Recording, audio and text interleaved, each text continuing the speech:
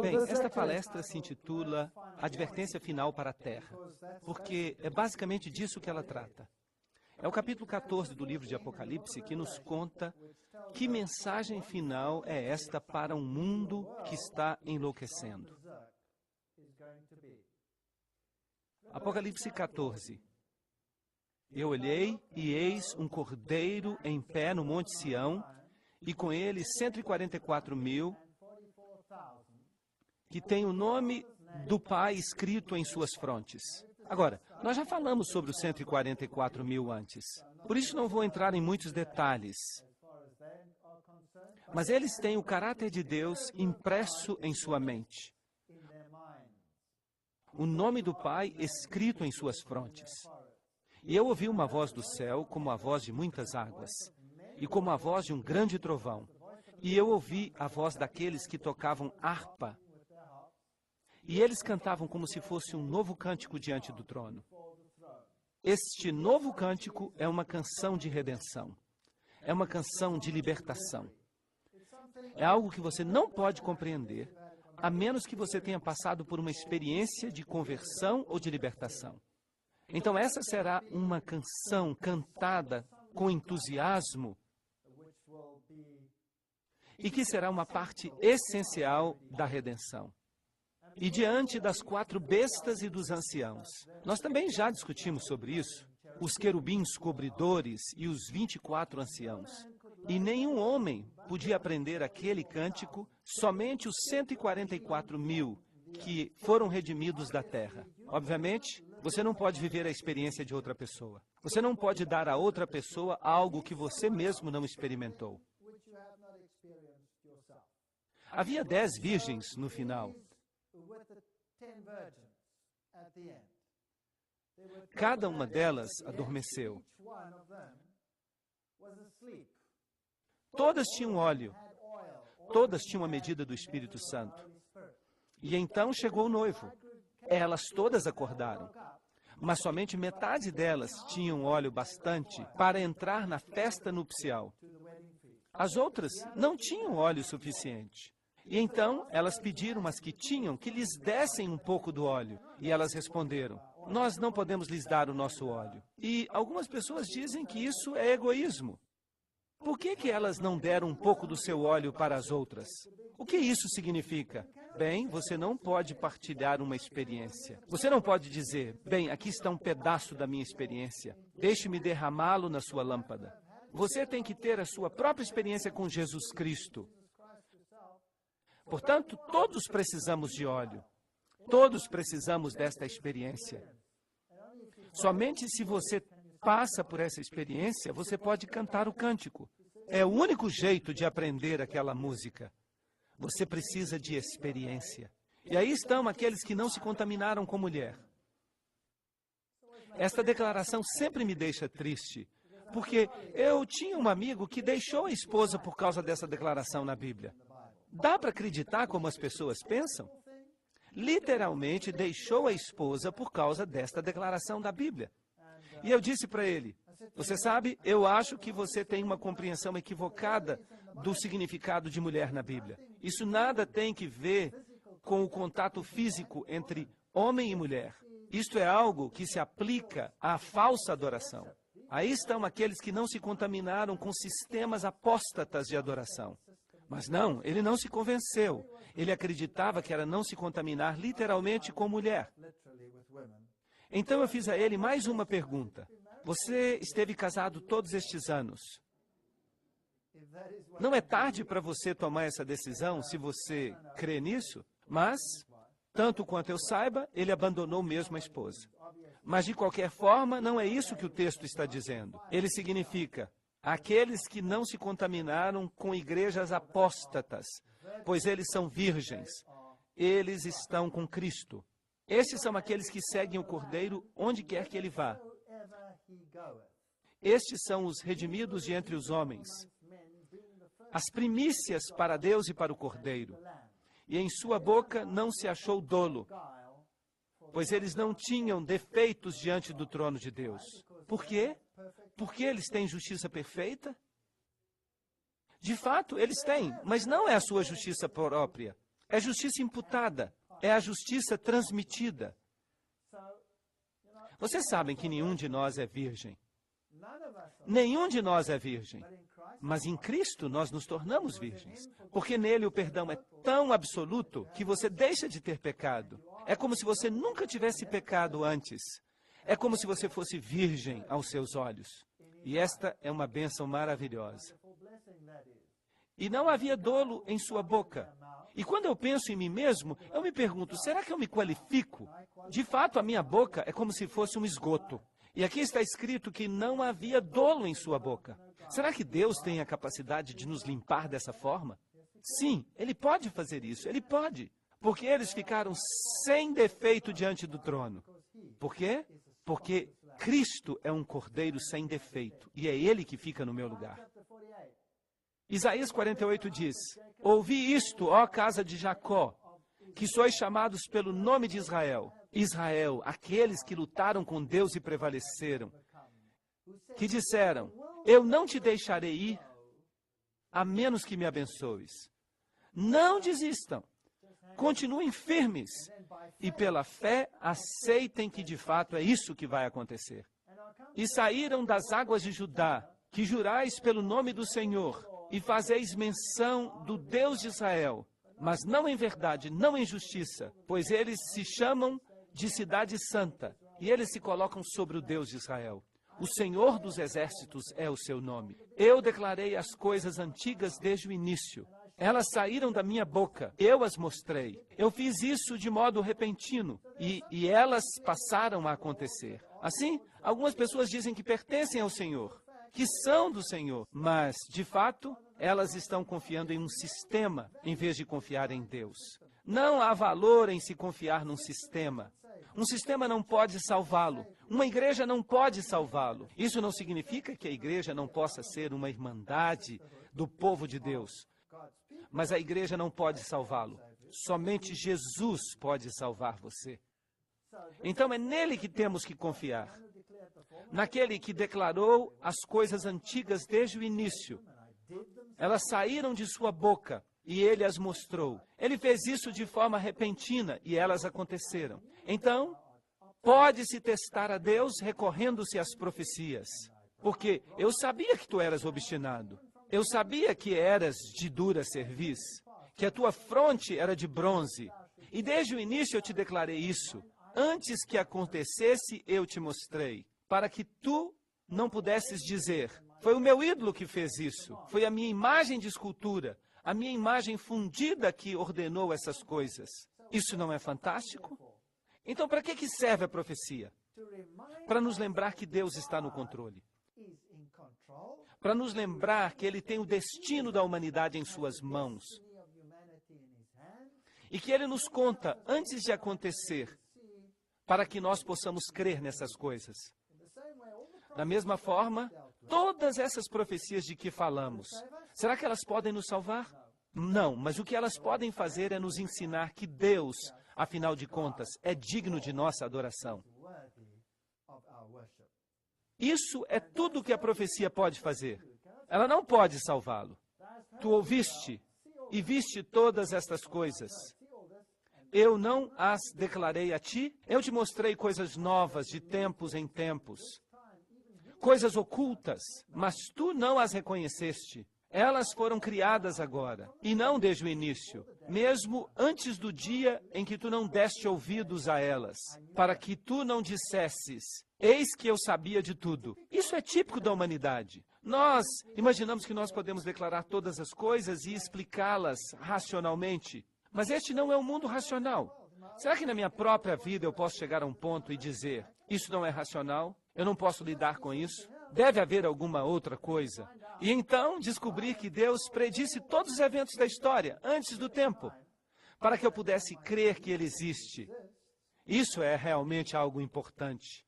Voltando ao texto, tu não lhe deste ouvido, tu não as reconheceste, sim, desde aquele tempo em que teu ouvido não estava aberto, porque eu sabia que tu serias um trapaceiro, e que serias chamado de transgressor desde o ventre. Isso é tudo que somos, tudo o que somos. E por amor ao meu nome, eu conterei a minha ira, e para o meu louvor, Eu te pouparei, eu não te destruirei. Eis que eu te tenho purificado, mas não com prata. Eu escolhi a fornalha da aflição. E não é interessante que, geralmente, as pessoas dizem que o cristianismo é uma muleta? Vocês já ouviram isso? Eu digo, uau, o cristianismo é uma muleta. Você vem à igreja e você se torna cristão, e aí você ganha uma muleta. Divirta-se. Divirta-se com aquela muleta. Mas eu lhes digo, o cristianismo não é uma muleta. É uma fornalha de aflição. E é doloroso às vezes. Por quê? Porque nós temos que mudar. Tudo tem que ver com a construção do caráter. Nós temos que desenvolver um novo caráter em Jesus Cristo. Vocês sabem, os psicólogos, se os jovens procuram um psicólogo, eles dizem, vocês não são compatíveis. Vocês são diferentes demais. Vocês têm que ser iguais. Vocês têm que ter os mesmos interesses, o mesmo isto, o mesmo aquilo e aquilo outro. E nós passamos a ser governados por essas coisas. Mas o que é que Deus faz? Ele faz com que os opostos se atraem. Já notaram isso? Ele sempre cria a pior situação. É isso que ele faz. Mesmo se ele está escolhendo evangelistas, por exemplo, ele vai colocar um Martinho Lutero, que é fogo e enxofre, junto com um Melanchthon, que é humilde e gentil. Eu tenho um bom amigo, o nome dele é Francois Duplessis. É um homem baixinho assim, mas como eu gosto daquele baixinho. Ele é absolutamente o meu oposto. Ele sempre diz, Walter, você os derruba e eu recolho os cacos. Ele é muito legal. Ele pode fazer isso. Ele pode colocar bálsamo na vida das pessoas. Ele me diz, você fique debaixo do holofote e eu vou colocar o meu avental e eu vou sair fazendo curativos e colocando bálsamo. E vocês sabem, é assim que funciona. Porque Deus coloca opostos juntos. Agora, esse fogo de aflição, quem é que pode mudar de fato o seu caráter a não ser alguém com quem você se importe? Já notaram isso? Se eu vou trabalhar e lá eu tenho um colega e esse colega fica me amolando, eu digo para ele, tchau, e eu vou para casa. Isso não me incomoda. Mas e se a minha esposa ficar me amolando? Eu não posso dizer tchau. Então alguém tem que ceder, certo? E é por isso que os homens normalmente têm um caráter bombástico.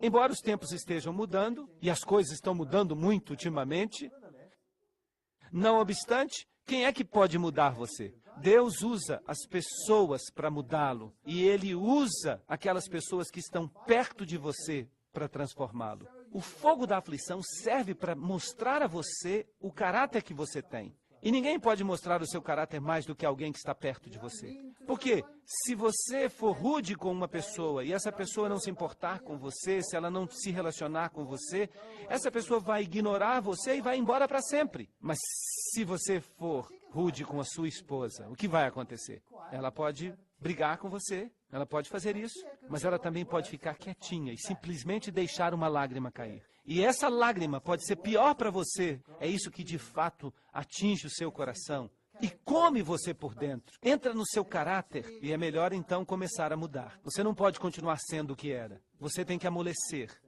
Você tem que ser mais gentil. Você tem que se tornar assim.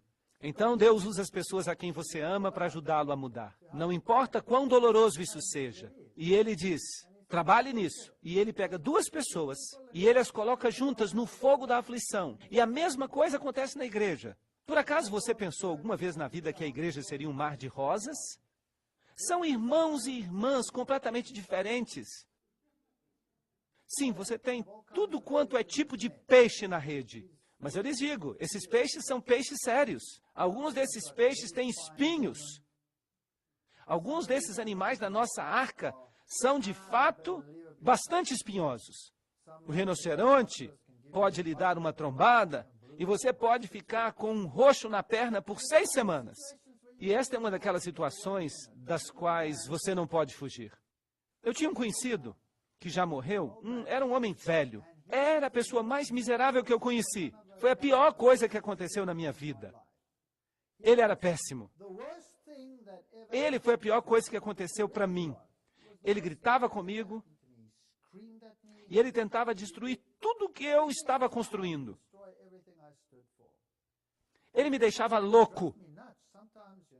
Às vezes eu pensava que, de alguma forma, eu conseguiria transformá-lo. Mas, como ele era muito mais velho do que eu tinha que ser respeitoso. E durante todos esses anos, esse homem ficou na minha vida. E um dia, ele ficou completamente maluco. Ele abandonou tudo que ele tinha e ele foi viver com uma prostituta. Deixou a esposa, fez tudo errado. E então, há 4 semanas, ele estava morrendo no hospital. E me ligaram e me pediram para ir ali. E eu fiquei sentado ao lado da cama dele. E ali estava ele, morrendo. Eles já tinham amputado vários de seus membros porque ele era diabético. Só lhe restava uma perna. Eu me sentei ali, eu olhei para ele e eu pensei, uau, esse homem é maluco. E ele ainda era maluco ali naquela cama, no leito de morte. O que eu posso falar com este homem? E eu lhe disse, sabe de uma coisa? Você é a pior pessoa que eu já conheci. Você era tão rude comigo que às vezes eu fui grosseiro com você. Sabe? Nós dois somos 2 pedras no leito de um rio e nós ficamos batendo uma na outra. Você, de fato, foi a pior pessoa que eu já conheci. Você. E você quer me dizer que você vai morrer e que isso não serviu para nada? Que toda essa dor pela qual nós passamos não serviu para nada? Eu quero que essa dor valha a pena. Eu quero que você vá para o céu. Foi assim que eu falei com ele. Eu nunca tinha falado para alguém que estivesse no leito de morte dessa forma. Nunca. E ele ficou pensando, e então ele me disse, sim, mas é tarde demais. E eu perguntei, por que é tarde demais? E ele me respondeu, eu baguncei a minha vida, não há como consertá-la. E eu lhe respondi, bem-vindo ao clube. Nós todos bagunçamos a nossa vida e não podemos consertá-la. Então, por que você não entrega esse fracasso de vida que você teve a Jesus Cristo? Por que você não deixa que Ele acerte o seu fracasso? E ele me disse, mas como eu posso voltar e consertar? Eu deixei minha esposa, eu estou vendo com a prostituta, estou fazendo isso, estou fazendo aquilo. E eu disse, o que você vai fazer? Você acha que você vai se levantar? Você sabe que você só tem uma perna. Você não vai consertar nada. Entregue o seu fracasso ao Senhor também. E ele me disse, volte amanhã. E eu voltei no dia seguinte. E nós conversamos e foi tão agradável. As lágrimas começaram a cair dos seus olhos. E ele entregou a vida ao Senhor e tudo mudou. Ele conhecia a verdade. Ele me disse, é que eu odeio quando um grupo pensa que eles têm a verdade. Eu odeio quando eles pensam que só eles têm a verdade. Que direito eles têm de ter a verdade? E isso é verdade, vocês sabem. Muitas pessoas dizem, bem, vocês adventistas do 7º dia pensam que são os melhores. Vocês são uns desgraçados. Mas e os outros? O que os outros são? Bem, se você pensar bem sobre isso, não é uma doutrina tão complicada. Não é uma doutrina complicada de modo algum. É o amor a Jesus pelo que Ele fez por você. Dele honra e glória. Seja obediente. Não é lógico guardar os mandamentos de Deus? Sim, é lógico. Então qual é o seu problema? Aí está, obediência e fé em seus méritos. É isso o que o Evangelho é numa casca de nós. O que há de errado com isso? Você vai ficar satisfeito com um evangelho adulterado? Com mandamentos adulterados? Com denominações que dão 10% de desconto? Você tem que obedecer 9 e 1 a gente deixa de graça? E ele começou a pensar e ele tomou uma decisão. E ele morreu em paz. E vocês sabem, eu tive o privilégio de fazer o sermão no seu funeral. E todos estavam lá. A família dele estava lá. A esposa dele estava lá. A namorada dele estava lá. Eles estavam todos juntos e eles se abraçavam.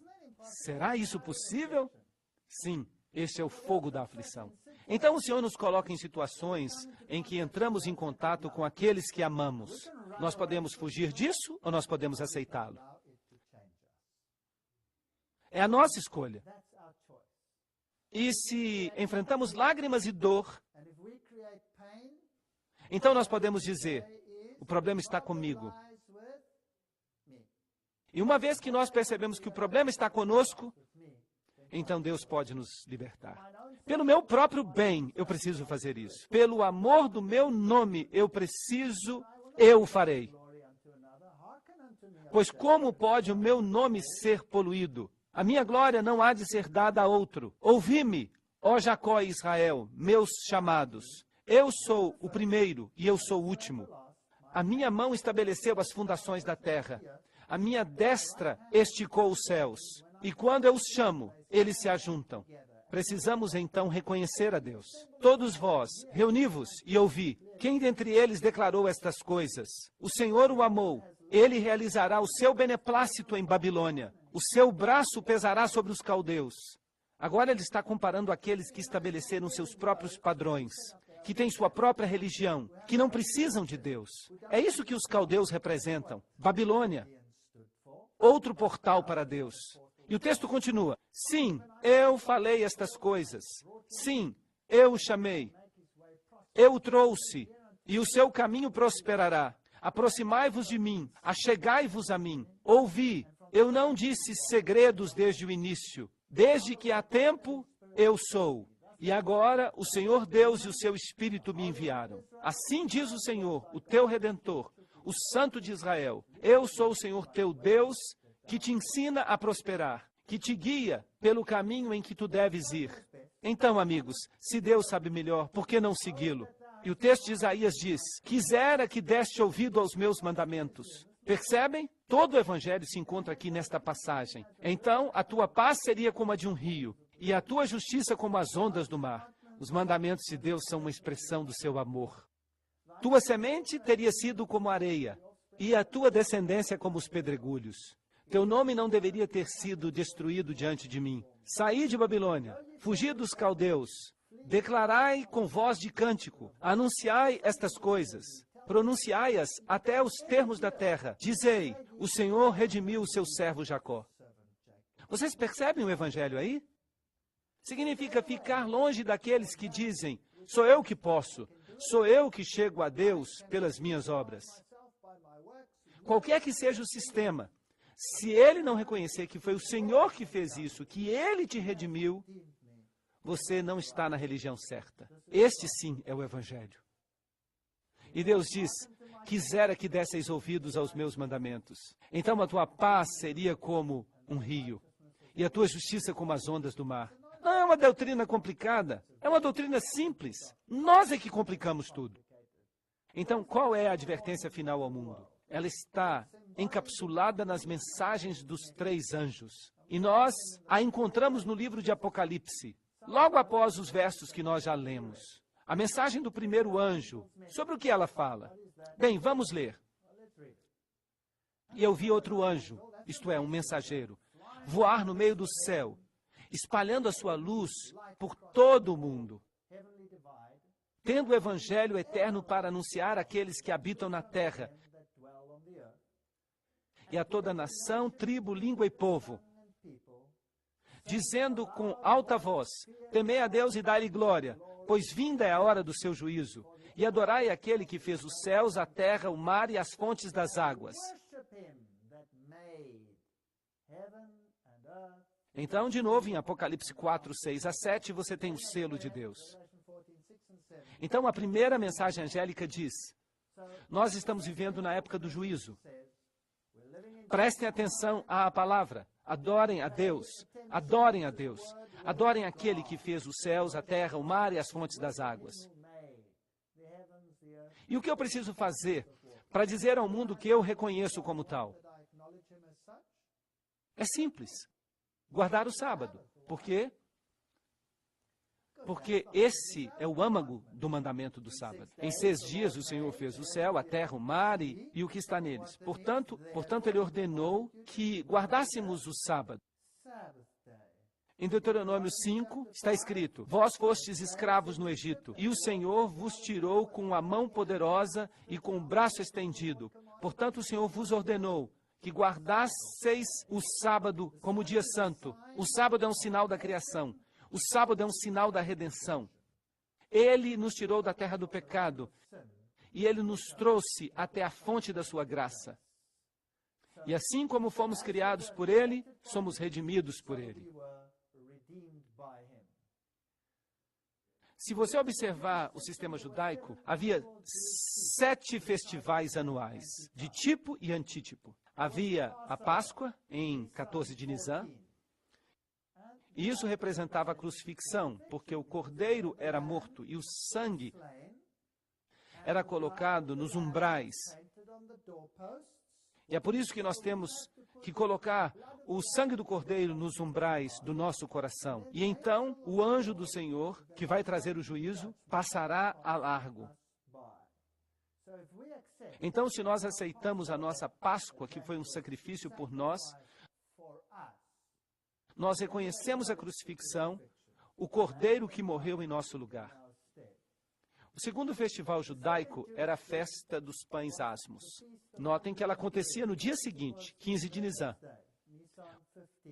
Os pães asmos, pães sem fermento, o que será que eles representam? O corpo de Jesus Cristo. Jesus Cristo na sepultura. Ele foi crucificado por nós, ele morreu por nós. E ele descansou na tumba no 7º dia.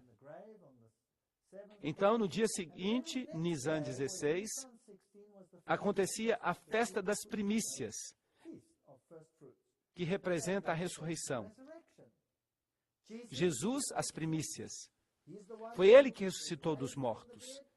As tumbas se abriram e as pessoas saíram de suas sepulturas, diz a Bíblia. E quando ele subiu ao céu, ele levou cativos consigo. Esta é a ressurreição. Então, em suas festas anuais, os judeus estavam prevendo o maior evento que viria na história. A crucifixão, a sepultura, a ressurreição eram celebradas nessas festas. Então, eles tinham o Festival das Semanas, que acontecia no dia 6 de Sivan. E esse festival comemorava o mesmo período, depois da Páscoa, antes que a lei fosse promulgada. E então vinha o Pentecostes, que tipificava a entrega da lei como tipo, e o derramamento do Espírito.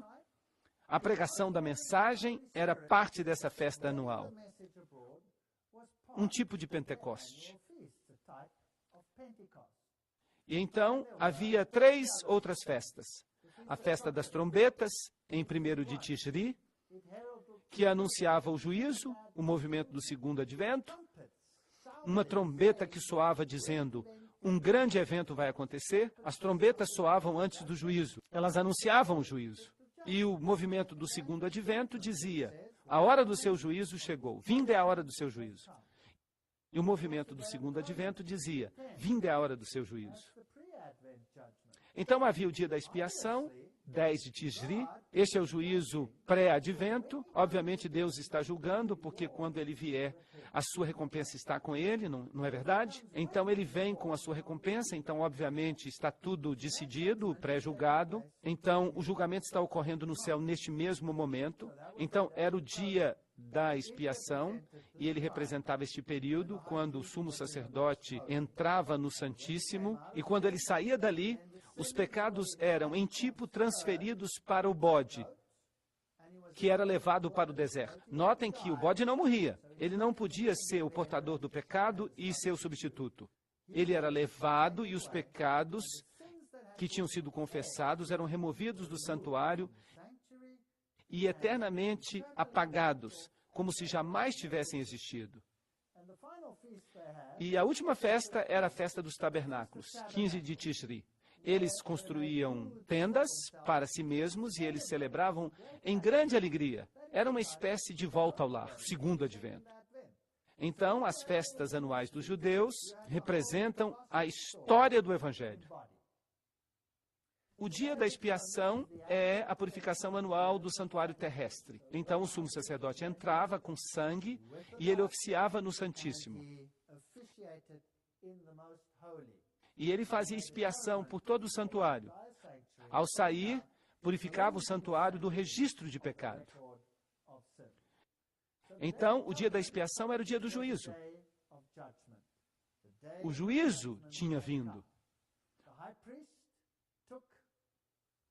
O sumo sacerdote pegava o sangue, ele entrava no Santíssimo, ele aspergia o sangue, e ele fazia expiação pelo santuário e pelas impurezas do povo.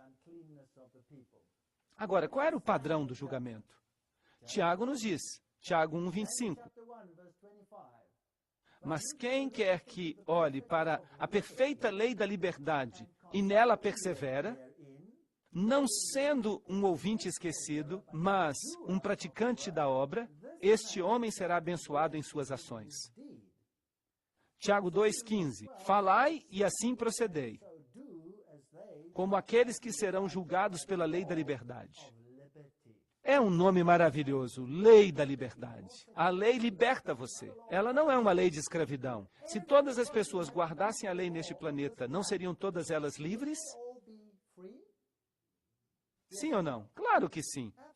Há lógica nisso. A sua paz seria como um rio, e a sua justiça seria como o mar, se todos guardassem a lei. O que é pecado? Quem quer que comete pecado, transgride a lei, porque o pecado é a transgressão da lei. 1 João 3:4.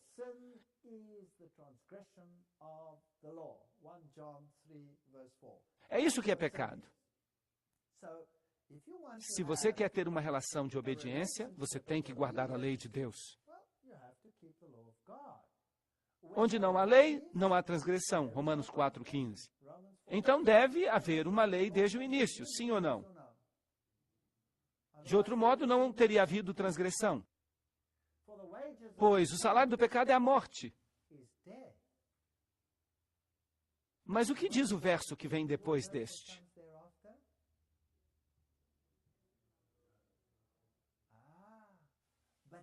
Mas o dom de Deus é a vida eterna, não é isso? Através da sua justiça. Então aí está todo o Evangelho. Salário do pecado, morte. Dom de Deus, vida eterna em Cristo Jesus. Agora, salário é uma coisa que você recebe pelo que você fez, não é verdade? Então, se você escolher quebrar a lei de Deus, a consequência é a morte. A solução para isso, já que todos nós agimos assim, é a salvação pela fé através da graça. Não é verdade? Nós todos somos salvos pela graça. Será então que nós devemos eliminar este verso aqui que diz que nós não deveríamos pecar? O pecado nos separa de Deus. Em Isaías 59:2 está escrito: mas vossas iniquidades vos separaram de Deus. Pois o salário do pecado é a morte, mas o dom de Deus é vida eterna através de Jesus Cristo, nosso Senhor. Romanos 6:23. Aí está o verso todo. Este é o Evangelho eterno. Pecado mata. Cristo dá vida. Então, vamos aceitar a vida em Cristo e parar de pecar. Será que isso é bíblico? O que Jesus disse para a mulher que foi pega em adultério? Sim, exatamente. E quando ele disse, onde estão os seus acusadores, o que ela respondeu? Eu não sei, Senhor, todos eles se foram. E ele disse, eu tampouco te condeno. Isso é graça. Vai e não peques mais. O que é isto? Obediência. Aí está o Evangelho eterno. Mas hoje, o mundo modificou o Evangelho eterno. Eles sempre tiram alguma coisa dele, deixam um braço ou uma perna de fora. Mas agora vocês têm a história inteira. Pois o pecado não terá domínio sobre vós, pois não estáis sob a lei, mas sob a graça. E daí? Havemos de pecar porque não estamos sob a lei, mas sob a graça? De modo algum. Romanos 6:14-15. Será que a lei é abolida porque estamos sob a graça? Podemos então quebrar a lei porque estamos sob a graça? Não. Lembram-se daquela citação das igrejas carismáticas que eu li, em que eu disse que se você guardar a lei de Deus, você não tem o Espírito Santo? Uau, que tipo de evangelho é este que o mundo está ensinando? Portanto, pelas obras da lei, nenhuma carne será justificada à sua vista, pois pela lei vem o conhecimento do pecado. Romanos 3:19-20. Então, eu não sou salvo pelas minhas boas obras. Eu sou salvo porque eu tenho um Salvador. Esta é a única razão pela qual eu sou salvo. Mas o Senhor me diz o que é certo e errado. E, portanto, eu sei o que é certo e errado. E eu posso distinguir entre eles. Anulamos, pois, a lei pela fé? De modo algum. Antes, confirmamos a lei. Romanos 3:31. Então, em outras palavras, nós deveríamos ser praticantes da lei. Não para nos salvar, mas porque nós amamos o Senhor. Porquanto a lei é santa e o mandamento santo, justo e bom. Romanos 7:12. Não existe essa coisa de que nós não temos que guardar a lei de Deus. Os 4 evangelhos, Mateus, Marcos, Lucas e João, vocês sabem que as pessoas dizem que eles se repetem, mas eles não se repetem. Eles se ampliam mutuamente, sim, mas eles não meramente se repetem. Em Mateus, Cristo é representado como rei. Em Marcos, Cristo é representado como servo. Em Lucas, Cristo é representado como inteiramente humano. Em João, ele é representado como inteiramente divino. Tudo isso em um. Se nós queremos representar o Evangelho eterno, nós temos que colocar a lei e a graça em perspectiva. E nós temos que servir a Jesus como rei. Nós temos que imitá-lo como servos. Ele era homem. Ele morreu por nós, para que ele pudesse sentir a nossa humanidade e partilhar as nossas fraquezas. E nós devemos reconhecê-lo como Deus. Não há nada menos. Nós não podemos rebaixá-lo. Os 5 livros de Moisés, Gênesis, o livro das origens, da queda, da promessa de redenção, Êxodo, Cristo, nosso santuário, é Ele que nos lidera, o pilar de nuvem e o pilar de fogo, Levítico, Cristo, nosso sacrifício, Números, Cristo, nosso guia, Deuteronômio, Cristo, nossa recompensa. A Bíblia inteira fala de Jesus Cristo. Esse é o Evangelho eterno. Vocês não acham que o mundo parece que deixou de compreender alguma coisa aí? As pessoas dizem que nós só precisamos do Novo Testamento. E eu então pergunto, então para que carregar a Bíblia toda? Vamos pegar uma tesoura, vamos cortar o resto. Vamos jogar fora se não precisamos mais. Mas de fato, tanto o Velho Testamento quanto o Novo Testamento falam sobre Jesus. Não penseis que vim abolir a lei ou os profetas. Eu não vim abolir, mas cumprir. Pois em verdade eu vos digo, até que o céu e a terra passem, nem um jota ou um tio passará da lei, até que tudo se cumpra. Mateus 5, 17 e 18. O Evangelho eterno precisa ser pregado. Em Lucas 16, 17 está escrito, é mais fácil que passem o céu e a terra do que caia um tio da lei. Nem um jota da lei vai desaparecer. Até a Nova Versão Internacional colocou isso de modo certo. Este é o amor de Deus, obedecer os seus comandos. Seria melhor se eles tivessem colocado mandamentos, como na King James. E seus comandos, ou mandamentos, não são pesados. 1 João 5:3. Os seus mandamentos não são pesados. E tendo sido aperfeiçoado, ele se tornou o autor da salvação eterna para todos os que obedecem. Hebreus 5:9. Então, o mundo tem tirado a ênfase na obediência e tem colocado ênfase excessiva na salvação pela graça. A salvação pela graça é algo primário, não há dúvida disso, porque sem ela está tudo perdido. Mas sem obediência, nós tampouco vamos chegar lá. Então, será que a lei de Deus foi abolida? Se foi, por que nós a encontramos no Novo Testamento? Isto está no Novo Testamento. Adorarás o Senhor teu Deus e só a Ele servirás. Mateus 4:10 e Apocalipse 19:10. Filhinhos, abstei-vos dos ídolos.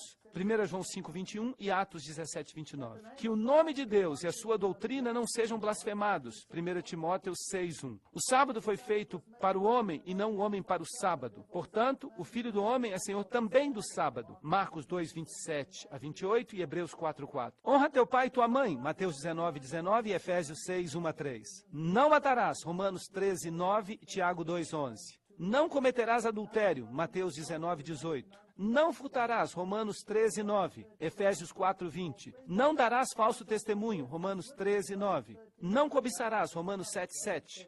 Então você vai ficar encrencado se você disser que a lei foi abolida no Novo Testamento, porque ela está lá, no Novo Testamento. Você vai entrar numa grande encrenca. Nós não podemos eliminar a lei de Deus. O tabernáculo foi erigido no meio do povo. Jesus, no meio do seu povo. É isso que representa. O Evangelho eterno nunca foi alterado. O Cordeiro de Deus que tira o pecado do mundo era trazido ao sumo sacerdote. Morria no lugar do pecador. Cada judeu que viveu no passado foi salvo pelo sangue do Cordeiro. Não existe essa coisa de os judeus estarem sob a lei e nós estarmos sob a graça. Por que que o judeu, então, tinha que trazer o cordeiro? Porque ele estava sob a graça. Porque ele estava sob a graça, é por isso. Eis o Cordeiro de Deus que tira o pecado do mundo, João 1:29. Filhinhos, estas coisas vos escrevo para que não pequeis. Mas se algum homem pecar, temos um advogado junto ao Pai, Jesus Cristo justo, 1 João 2:1. Eu estava conversando com um muçulmano outro dia, e ele me disse, a vida dos cristãos é muito fácil. E eu perguntei, por quê? E ele disse, vocês cristãos podem fazer o que vocês quiserem. Vocês pecam e tudo o que vocês têm que fazer é pedir perdão. E então, o pecado desaparece. Nós não podemos fazer isso, eu disse. Eu sei que alguns cristãos fazem isso, você está certo. E eu, de fato, fico com vergonha de que eles façam isso. Mas será que isso é cristianismo verdadeiro? Será que Cristo morreu para que nós continuemos pecando? Eu acho que não. O verdadeiro cristianismo é o reconhecimento do sacrifício de Jesus Cristo. Nós pedimos que Ele nos purifique. Nós descemos do nosso sapato alto para reconhecer a nossa debilidade e o nosso pecado e para nos apegar a Ele como advogado. Essa é a única esperança que temos. Vocês sabem quão abençoados nós somos, que o grande juiz do universo também é o nosso advogado. Você pode imaginar algo melhor do que isso? O juiz que vai julgá-lo é também o seu advogado. O juiz diz, eu acho que você é culpado disto. E então o mesmo juiz diz, sim, mas eu paguei o preço. Uau!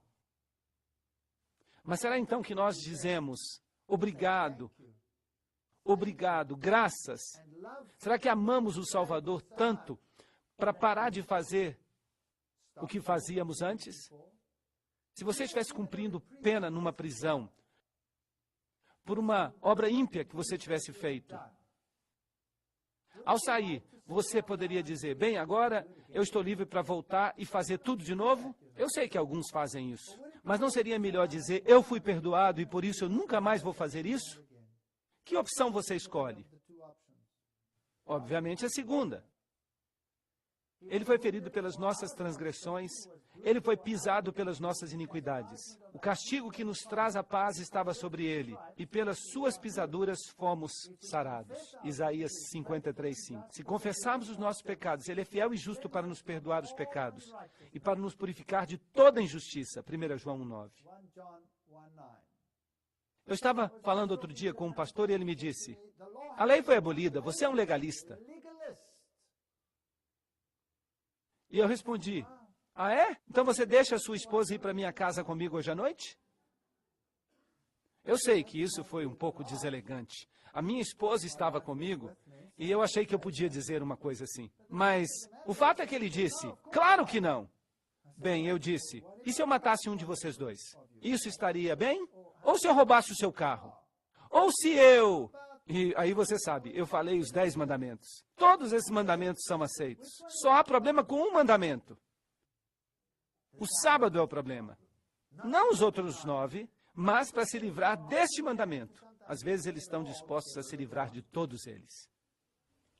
E se confessarmos os nossos pecados, Ele é fiel e justo para nos perdoar de todas as nossas iniquidades. Este é o X da questão da primeira mensagem angélica.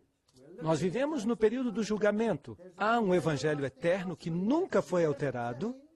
Nós o anulamos, nós o cauterizamos, nós o cortamos pela metade e por isso precisamos voltar ao original. E nós precisamos reconhecer aquele que fez os céus e a terra, e o mar, e as fontes das águas. É isso que precisamos fazer. Esse é o primeiro anjo. E então vem um segundo anjo.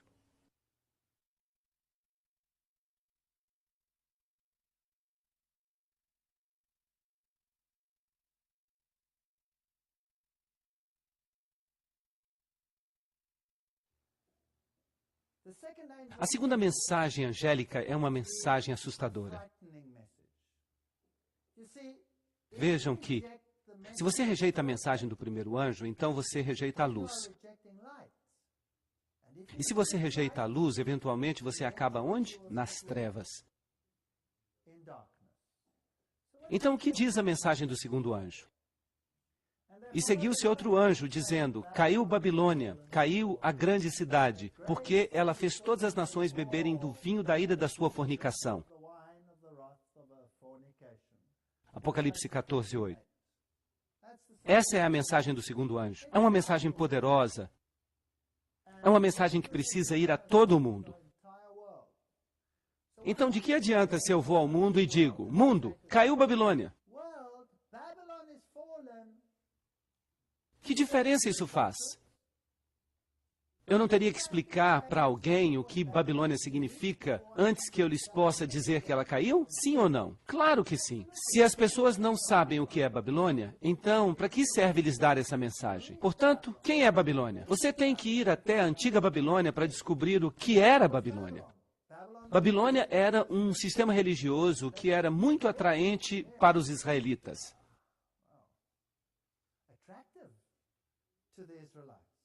E quando eles saíam, eles escolhiam essa religião 9 vezes de cada 10 em relação à sua própria religião. Eles sempre voltavam à Babilônia. Por quê? Porque é muito mais confortável seguir o seu próprio caminho para Deus do que ouvir as exigências que ele faz.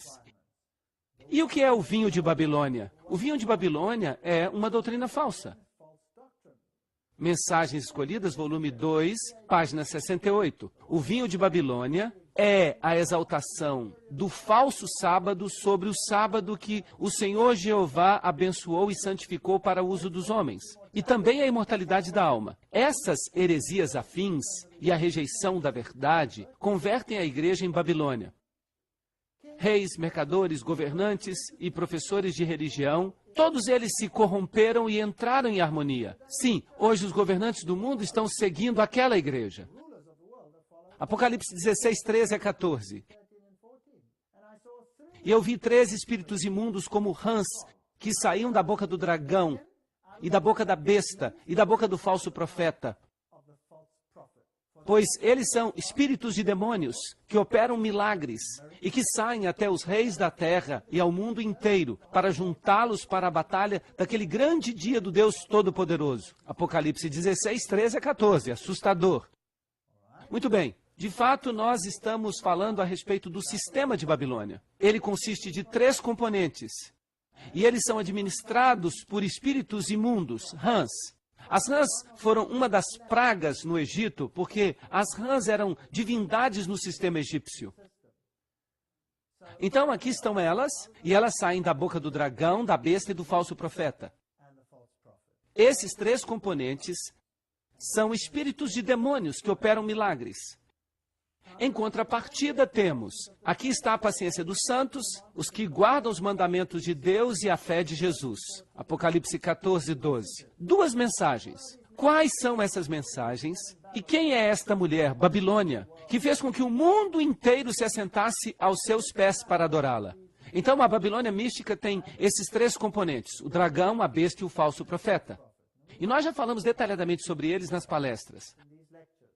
Aqui está uma rã de bronze. Esta aqui está no Japão, onde eles adoram a sua divindade, isto é, pai, mãe, filho, assim como no sistema de Ísis e Osíris. E eles ainda adoram essas rãs externamente. Não pensem que esse sistema acabou. Este é o velho sistema de adoração da antiga Babilônia. As rãs de bronze se combinam com o sol e com a água, simbolizando fertilidade. É isso que a Unesco nos informa. E eles devem saber disso. E o que é o dragão? Bem, o dragão é identificado na Bíblia como Satanás, a velha serpente. Então, tudo que tem que ver com o espiritismo, em que as forças demoníacas diretamente orquestram ou dominam a humanidade. É parte do sistema do dragão. Isso inclui, por exemplo, bruxaria. Será que a bruxaria faz as pessoas se desviarem? O que a bruxaria tem que ver com a igreja? Bem, se a igreja começasse a dizer, nós precisamos ter sessões espíritas, como a igreja da Inglaterra fez, então a bruxaria não se torna parte da igreja? O sistema babilônico, então, não entra para a igreja? Quem são esses sacerdotes de Roma?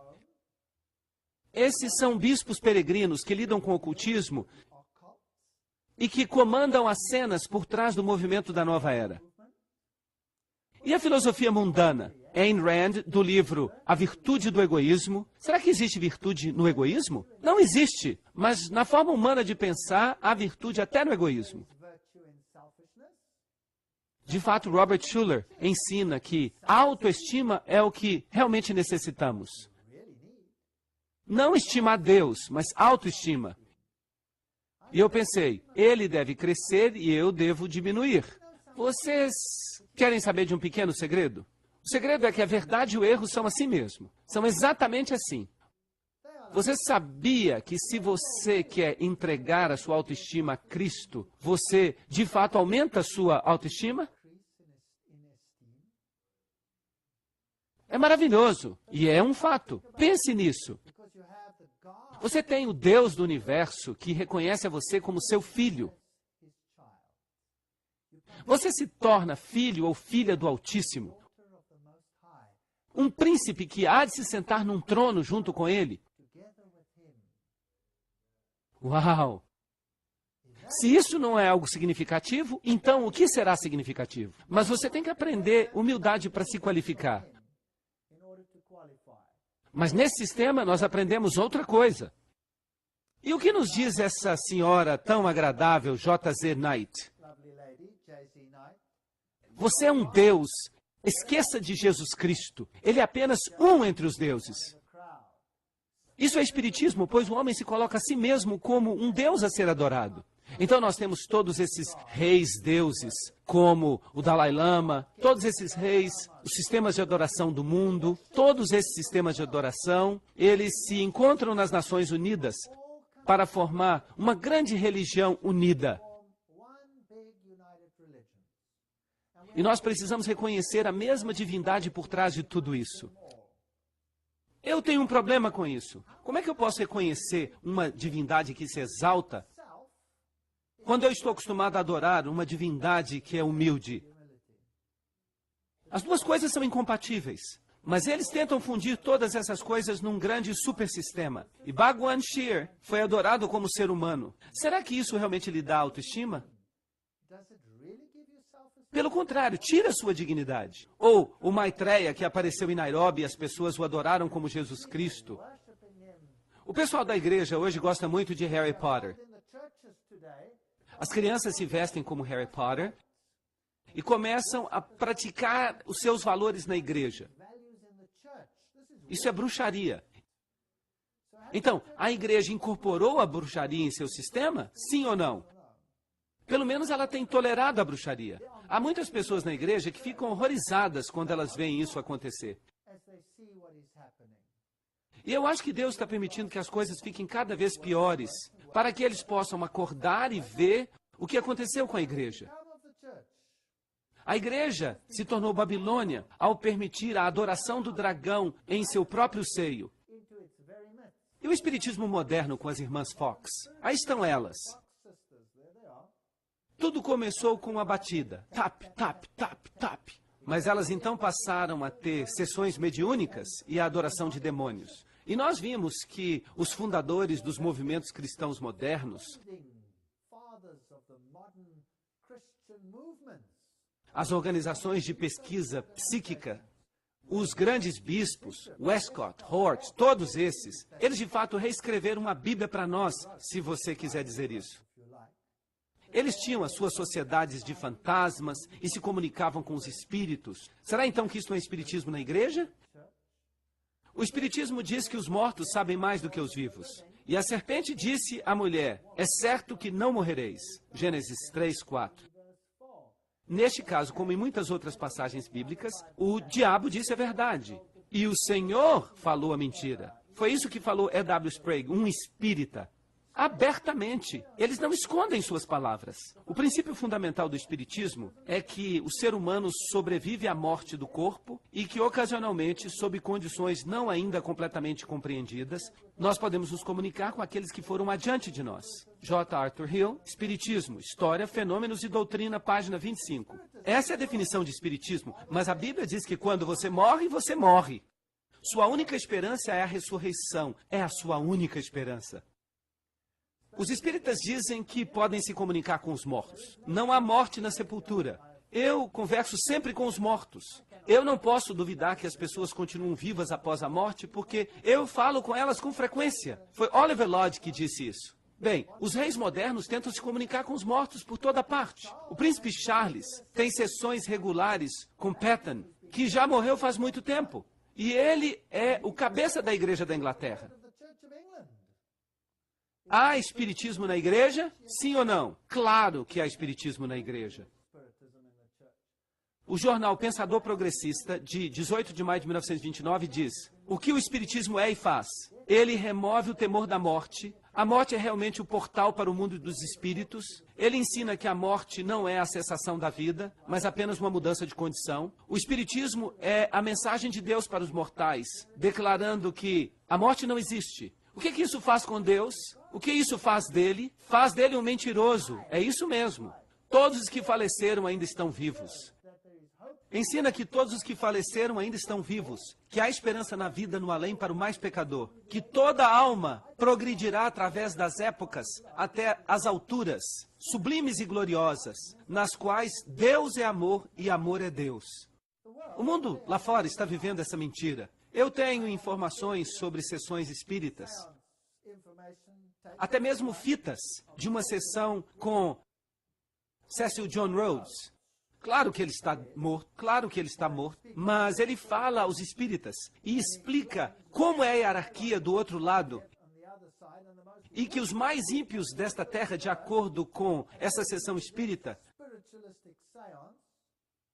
são mais elevados do que Jesus Cristo do outro lado. Adolf Hitler, por exemplo, é mais elevado do outro lado do que Jesus Cristo, porque ele teve mais experiência aqui na terra do que Jesus. Vocês podem acreditar nisso? Bem, essas são doutrinas terríveis, terríveis. Doutrinas de demônios que estão sendo propagadas nas igrejas, porque virtualmente todas as igrejas hoje propagam essa doutrina da continuação da vida. Com quem, de fato, Alice A. Bailey estava falando quando ela falou com Jao Cole? Se os mortos estão esperando pela ressurreição, então com quem ela falou? Quem é Jao Cole? É um demônio? É isso que ele é. Aqui está o site oficial da Igreja de Satanás. Este homem aqui, Anton LaVey. Será que ele ensina boas doutrinas? A Igreja de Satanás é uma igreja reconhecida no mundo. Está lado a lado com outras igrejas da comunidade de todas as igrejas. Mas, o que a luz tem que ver com as trevas? Será que o mundo enlouqueceu? Aqui está o sumo sacerdote do satanismo. Supostamente, ele é o responsável pelos sacrifícios humanos. Há notícias satânicas sobre isso. O que a Bíblia satânica diz? Em 1969, Anton LaVey, seu fundador, disse: Satanás representa indulgência em vez de abstinência. Satanás representa uma experiência vital em vez de experiências de sonho. Satanás representa a sabedoria não contaminada em vez do auto-engano hipócrita. Satanás representa bondade para aqueles que merecem, em vez de amor desperdiçado com os ingratos.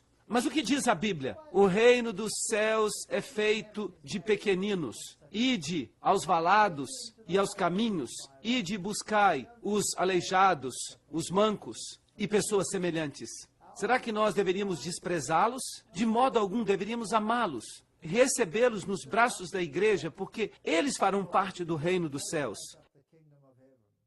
Que Satanás ria das nossas fraquezas, das nossas mentes simples, dos nossos corpos aleijados. Ele ainda não viu nada. Espere até que eles sejam transformados e recebam o que Deus preparou para nós. Ele ainda será julgado por eles. Então, Satanás pede que nós nos vinguemos, em vez de simplesmente dar a outra face. Satanás representa responsabilidade para o responsável, em vez de preocupações com os vampiros psíquicos. Satanás representa o homem apenas como outro animal. Às vezes melhor, mas com mais frequência, pior do que aqueles que caminham sobre quatro patas. E por causa do seu desenvolvimento intelectual, espiritual, divino, ele se tornou o animal mais feroz de todos. Portanto, somos deuses. O mesmo ensinamento. Satanás representa todos os assim chamados pecados, porque todos eles levam à gratificação física, mental ou emocional. Satanás tem sido o melhor amigo que a igreja já teve, pois ele a manteve em funcionamento todos esses anos. Isso está escrito na Bíblia de Anton LaVey. Agora, se você olhar atentamente, quanto disso conseguiu entrar de fato na doutrina da igreja? Uma quantidade assustadora de itens. O olho que tudo vê de Lúcifer. Aqui há algumas coisas interessantes. A cunha do olho, esta pequena coisinha aqui no meio, o olho de Lúcifer. Vocês sabiam que este foi o primeiro videogame do mundo? Pac-Man. Lembram-se disso? Ele saía devorando tudo. Sim, interessante.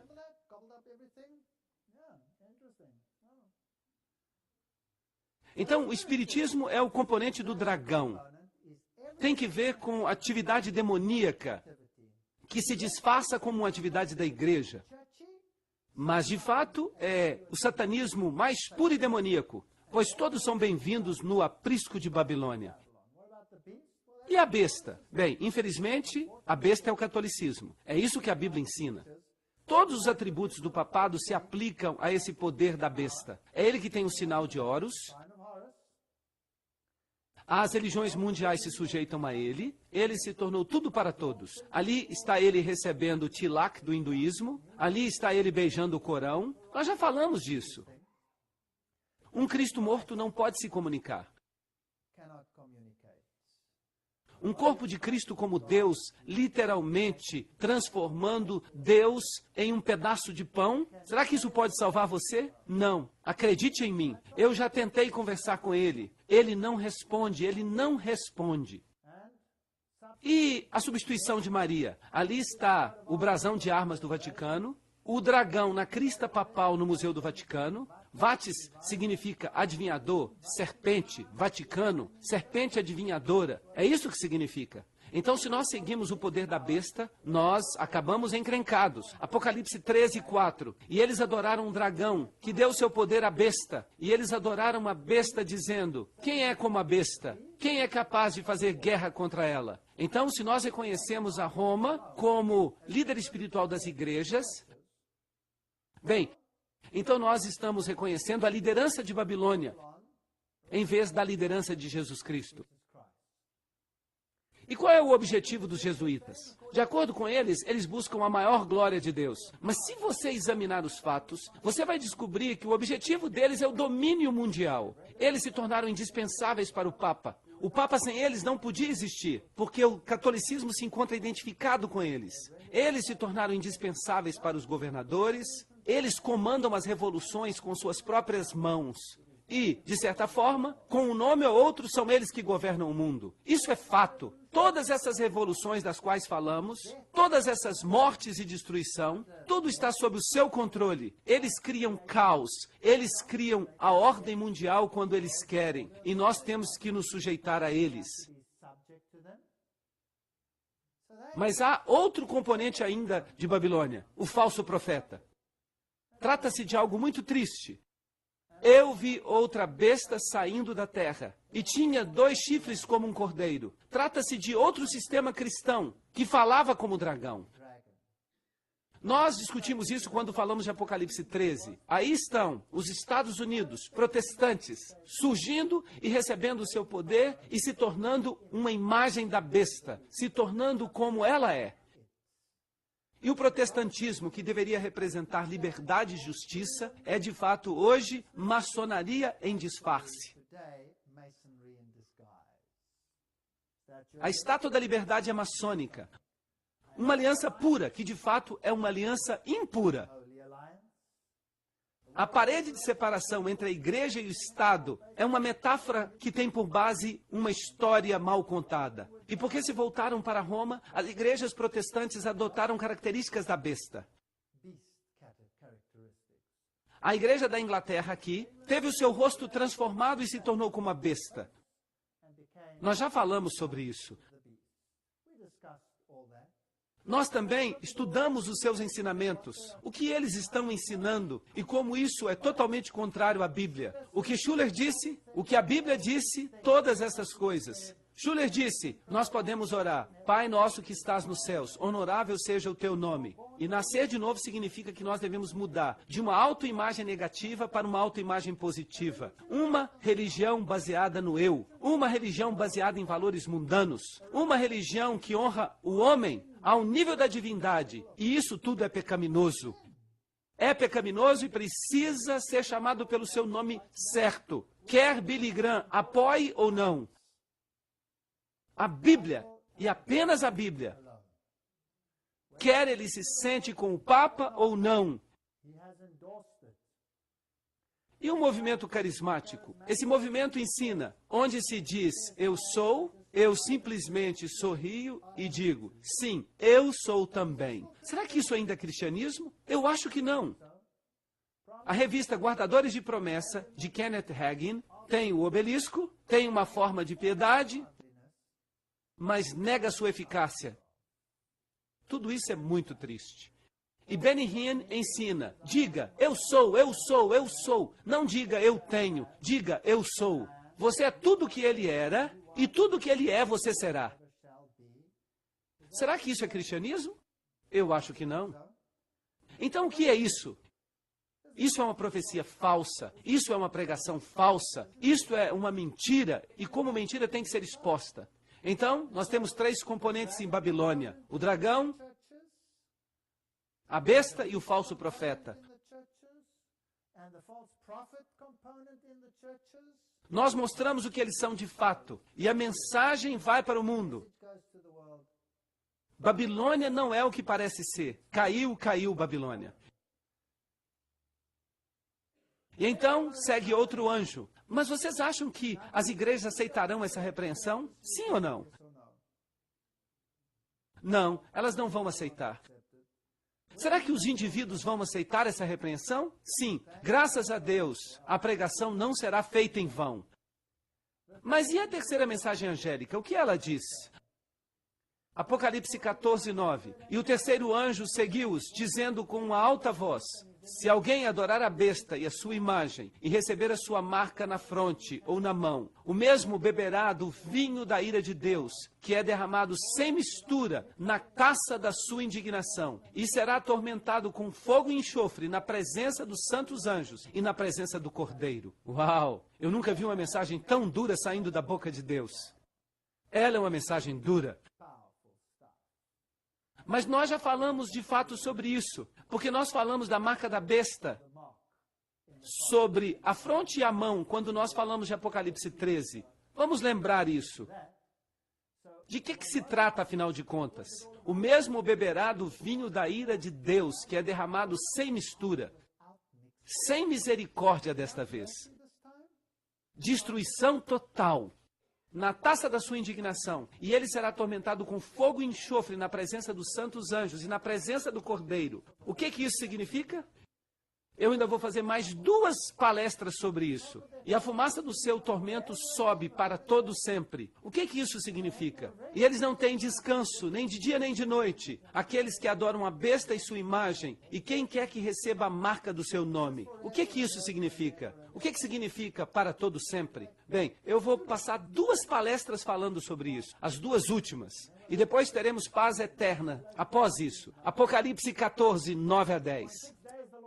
Pois em 6 dias o Senhor fez os céus e a terra, o mar e tudo o que neles há, e descansou no 7º dia. Portanto, o Senhor abençoou o dia de sábado e o santificou. Êxodo 20, 8 a 11. Lembre-se que é um sinal entre mim, um juramento, e o Senhor.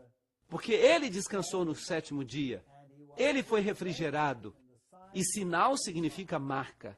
Então Deus tem uma marca, é o sábado. Nós precisamos compreender a marca de Deus, o seu sinal, o seu selo. E nós falamos sobre isso quando lidamos com Apocalipse capítulo 13. E o Senhor me deu 2 tabletes de pedra, escritos com o dedo de Deus.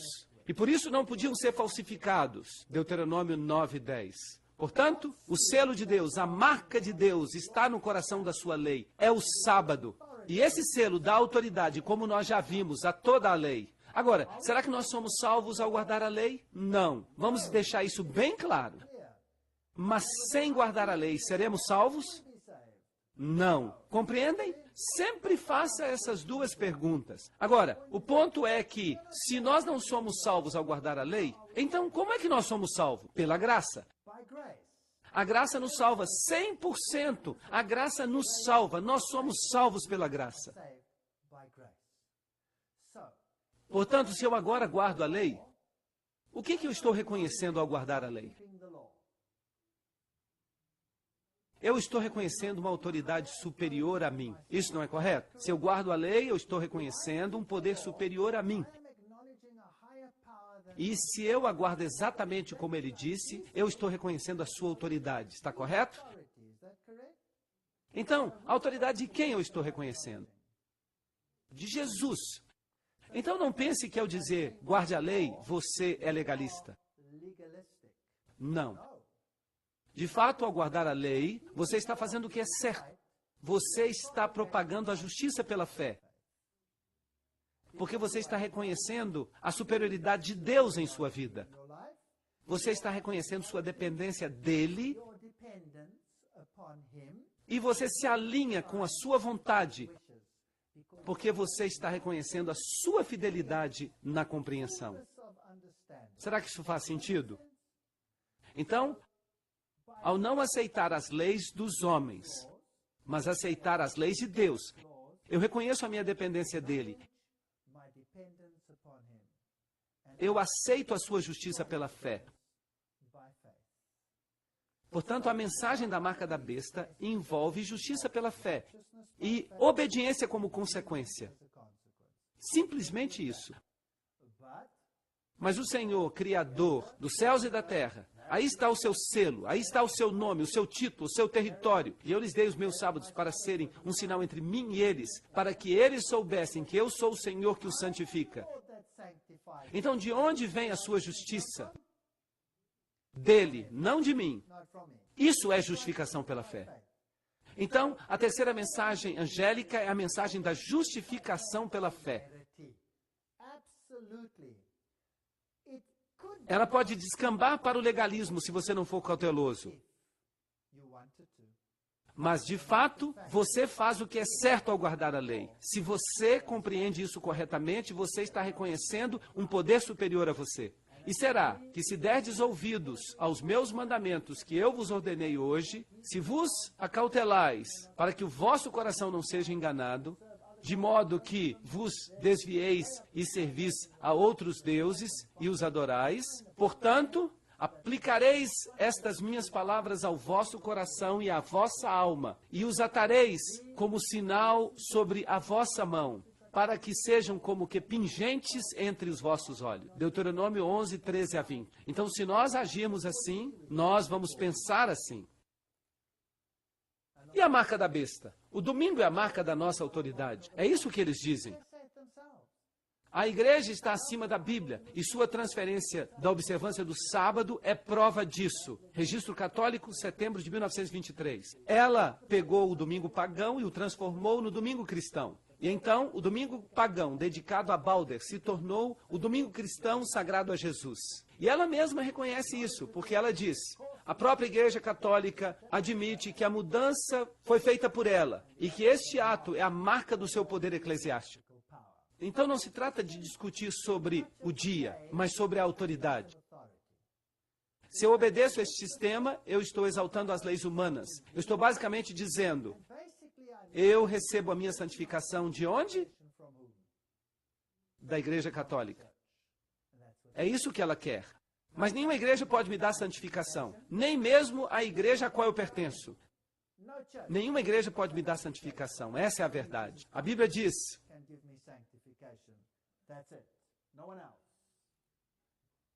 Lembra-se do dia de sábado. A Igreja Católica diz, não, por meu poder divino eu cancelo o sábado e ordeno que vocês guardem o primeiro dia da semana. E imediatamente todo mundo civilizado se prostra em obediência reverente ao mandamento da Santa Igreja Católica. Quem disse isso foi o padre Enright.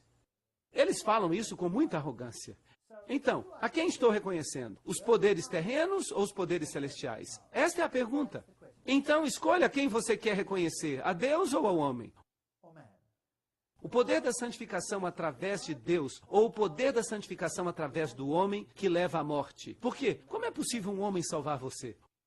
O Papa Pio IX ordenou pelo Concílio de Trento, agradou à Igreja de Deus que a celebração religiosa do sábado fosse transferida para o dia do Senhor, Catecismo Romano. Infelizmente, todo mundo se maravilhou após a besta.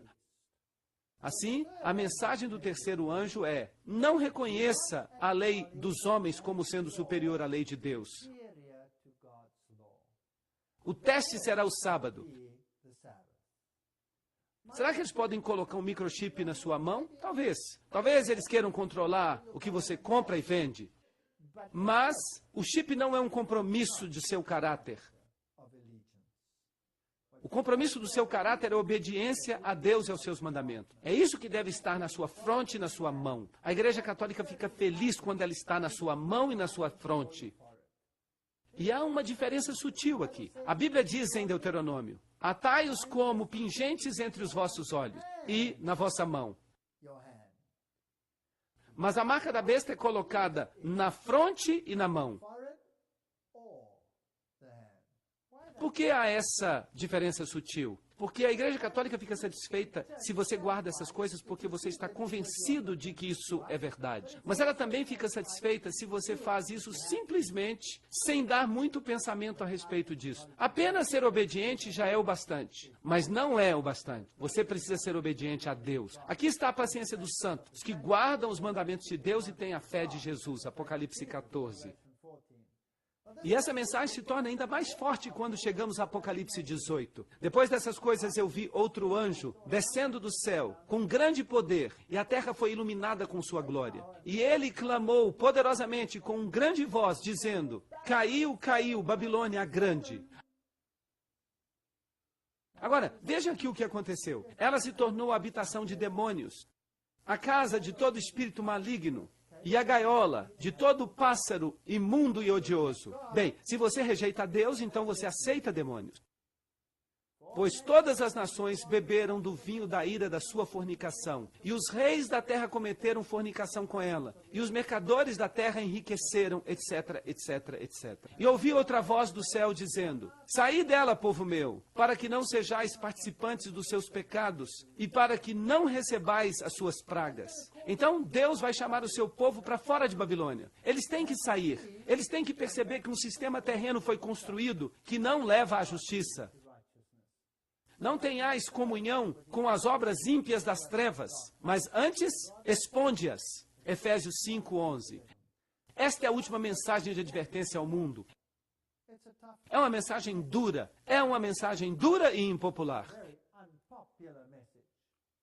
Então haverá um tempo de angústia como nunca houve, desde que houve nação até este tempo. Daniel 12:1. E quando esta mensagem terminar, este planeta não mais vai ter a mesma aparência. E aquele que habita no lugar secreto do Altíssimo também habitará na sombra do Onipotente. Salmo 91:1. Se você escolher o Senhor, você não tem nada a temer. Ele vai cuidar de você. Ele prometeu que ele vai fazer isso. Ele não prometeu a você um mar de rosas. Ele não é mentiroso. Ele não prometeu a você uma utopia, algo que ele não vai realizar. Ele disse: vai ser difícil, mas eu vou cuidar de você. Então, um decreto será promulgado. O que é injusto, continue injusto. O que é imundo, continue imundo. O que é justo, que fique ainda mais justo. E o que é santo, que fique santo ainda mais. A porta da graça vai se fechar. A decisão já foi tomada. E então, depois disso, eu vi outro anjo descendo do céu, tendo grande poder, e a terra foi iluminada com sua glória. O povo de Deus há de sair de Babilônia. E eu ouvi uma voz do céu, Apocalipse 14, 13 a 14, dizendo a mim: escreve, bem-aventurados são os mortos que morreram no Senhor. Esta é uma frase estranha. Sim, diz o Espírito, para que eles possam descansar dos seus labores. E a sua obra os segue. E olhei e vi uma nuvem branca, e sobre a nuvem branca se sentava um como filho do homem, que tinha sobre a sua cabeça uma coroa de ouro, e sobre a sua mão uma foice amolada. Para que serve uma foice? Para a colheita. É hora da colheita. Bem, se você morrer, Isso vai ser uma bênção. Porque o Senhor há de ressuscitar você. Você não tem nada que temer. Mas se você estiver vivo, isso também será uma bênção. Porque você verá a sua vinda, aguardando a bendita esperança, a gloriosa aparição do grande Deus e nosso Salvador Jesus Cristo, Tito 2,13. É isso que vai acontecer a seguir. Esta é a mensagem final de advertência para o mundo. E ela vai ser seguida pela volta de Jesus. Pois o grande dia da sua ira chegou. E quem será capaz de subsistir? Bem, nós teremos que responder essa pergunta, Apocalipse 6,17. E nós vamos olhar isso com detalhes na nossa próxima palestra. E outro anjo saiu do templo, clamando com grande voz para aquele que se assenta sobre a nuvem. Usa a foice e colhe, pois chegou a hora da colheita, pois a seara da terra está madura. E aquele que se sentava sobre a nuvem usou a sua foice sobre a terra, e a terra foi ceifada. Trata-se, portanto, de uma ceifa redentora. E outro anjo saiu do templo, que está no céu, e ele tinha uma foice afiada. E outro anjo saiu do altar, e ele tinha poder sobre o fogo, e ele clamou com uma alta voz àquele que tinha a foice afiada, dizendo: usa a tua foice afiada, e colhe os cachos da vinha da terra, pois os seus frutos estão plenamente maduros. E assim houve uma grande colheita. É de fato uma segunda colheita. E o anjo usou a sua foice na terra e reuniu a vide da terra e a atirou no grande lagar da ira de Deus. E o lagar foi pisado do lado de fora da cidade, e o sangue escorreu do lagar até os freios dos cavalos, pelo espaço de 1.600 anos. O que isso significa? Bem, o vinho é a doutrina, e aqui está a doutrina da terra em oposição à doutrina celestial.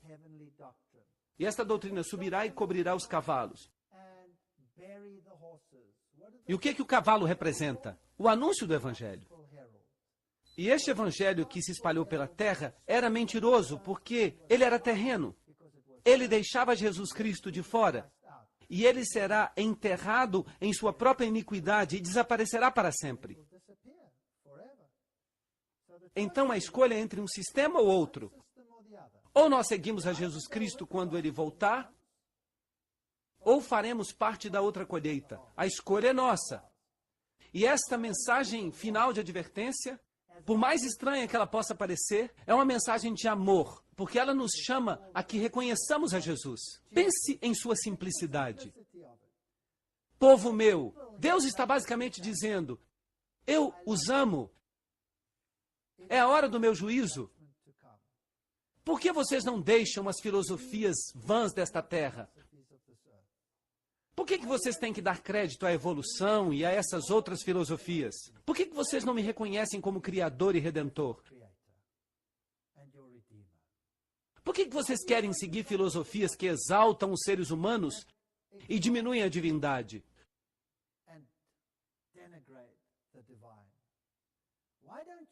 Por que vocês não querem buscar a minha salvação? Vocês não querem obedecer a mim e aos meus preceitos para que tudo lhes vá bem? Vocês não querem me reconhecer porque eu sou aquele que os santifica, que os cura e que faz de vocês filhos e filhas do Altíssimo? Esta é uma mensagem doce que vem do nosso Senhor e Ele nos apela: venham até mim, meus filhos. Por que vocês ficariam perdidos? E você pode ouvir ou rejeitar essa mensagem. Esta é a mensagem final a este mundo. É uma mensagem dura, mas é uma mensagem verdadeira. Amém.